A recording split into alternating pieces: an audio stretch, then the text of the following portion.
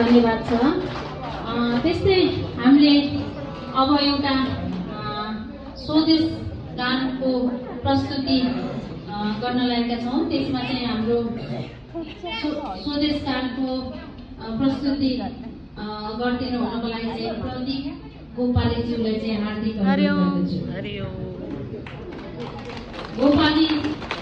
प्रदीप गोपाली तथा विजय महर्जनज्यूलाई हार्दिक अनुरोध गर्दछु।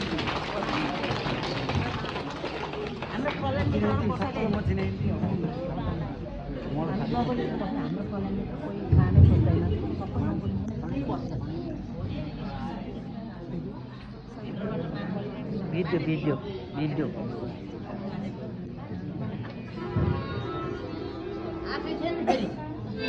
हामी जोडिएको